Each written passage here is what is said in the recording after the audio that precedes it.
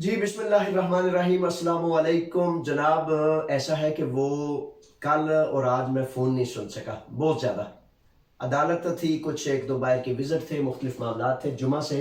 तो मैं सबसे पहले तो माजरत खा हूँ, लेकिन ये जो रास्ता है ये भी एक बहुत बड़ा हमारा एक रास्ता है। ठीक है जनाब। अच्छा, ऐसा है कि क्या हम सफ़र कर सकते हैं? ये इतना सवाल आ रहा है, शायद ये नंबर 1 पे सवाल आया हुआ है। तो सफ़र जनाब क्या हम कर सकते हैं? इस सिलसिले में मैं यूनानी कानून की वजाहत कर देता हूँ।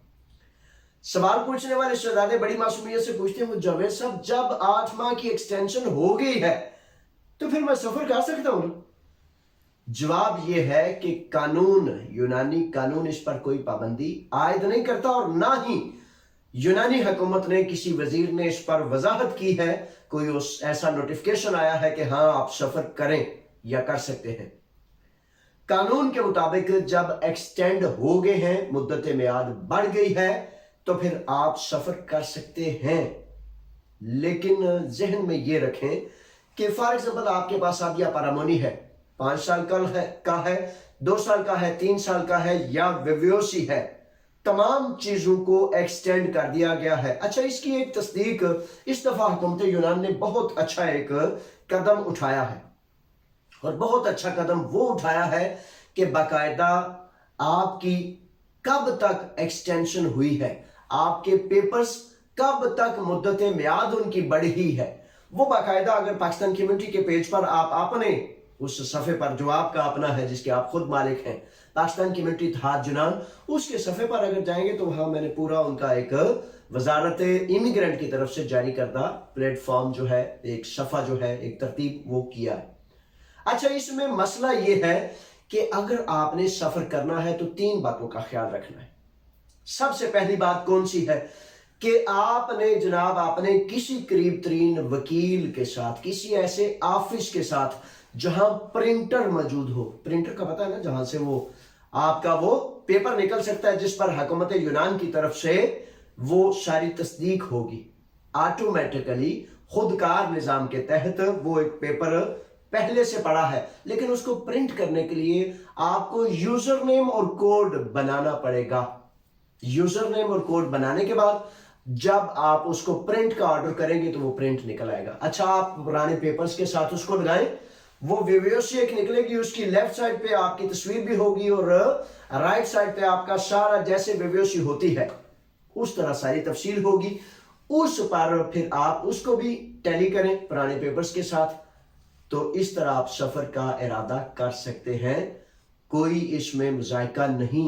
लेकिन फिर भी मैं कहूँगा कि बेहतर तो ये है और बेहतरीन ये है कि रिन्यूअल के बाद जब आपके पास मुस्तकिल रिन्यूअल हो जाए तब आप सफ़र करें। अच्छा, इसमें दूसरा नुकता ये है कि आपको पता है पाकिस्तान में पीछे ये तकरीबन 4-6 माह की बात है कि हमारे बहुत ज़्यादा तकरीबन 1500-2000 अफराद जो हैं बहुत तकलीफ में से गुजरे कि 1 साल से भी जायद उन्हें बिले वेव्योसी पर पाकिस्तान में रुकना पड़ा।